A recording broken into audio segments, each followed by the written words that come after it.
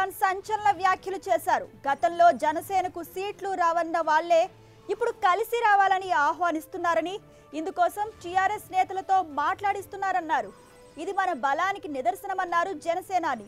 2014 ఎన్నికల్లో టీడీపీకి మద్దతు ఇవ్వడం వ్యూహాత్మక నిర్ణయమేనన్న పవన్, బలంగా పోరాడేందుకే రాజకీయాల్లోకి వచ్చానన్నారు.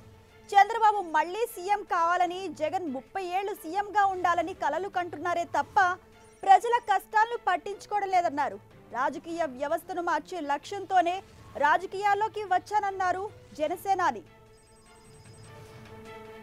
ఇదే విషయానికి సంబంధించి మరిన్ని వివరాలు మా ప్రతినిధి దుర్గానాయుడు అందిస్తారు. దుర్గానాయుడు, మృదుల గత వారం రోజుల నుంచి జిల్లాల సమీక్షలో పవన్ బిజీ గడుపుతున్నారు. అయితే జిల్లా సమీక్షల్లో పాల్గొన్నటువంటి నేతలతో పవన్ గత వారం రోజుల నుంచి కూడా కీలక వ్యాఖ్యలు చేస్తూనే వస్తున్నారు. ఒకసారి పిఆర్పి గురించి మాట్లాడుతూ, అదేవిధంగా తన రాజకీయ భవిష్యత్తు గురించి మాట్లాడుతూ ఆయన చేసినటువంటి వ్యాఖ్యలు కూడా గత వారం రోజులుగా హాట్ టాపిక్ గానే మారాయని చెప్పొచ్చు. ఈ నేపథ్యంలోనే ఈ రోజు కృష్ణా జిల్లా నేతలతో జరిగినటువంటి సమావేశంలో కీలక వ్యాఖ్యలు పవన్ కళ్యాణ్ చేయడం జరిగింది. దాంతో ఒక రాజకీయాల్లో ఒక ఆసక్తికర చర్చ అయితే జరుగుతుందని చెప్పొచ్చు. ముఖ్యంగా టీడీపీని అలాగే వైసీపీని టార్గెట్ చేస్తూ పవన్ చేసినటువంటి వ్యాఖ్యలు ప్రధాన చర్చకు దారితీస్తున్నాయని చెప్పొచ్చు. ఆయన ముఖ్యంగా గతంలో ఏదైతే జనసేనకు ఒక్క సీటు కూడా రాదని చేసినటువంటి ఏ పార్టీ అయితే చేసిందో ఆ పార్టీ నేతలే ఇప్పుడు తమతో కలిసి రావాలని, పొత్తు కోసం ప్రయత్నాలు చేస్తున్నారని పవన్ చెప్పడం ఒక ఆసక్తికరంగా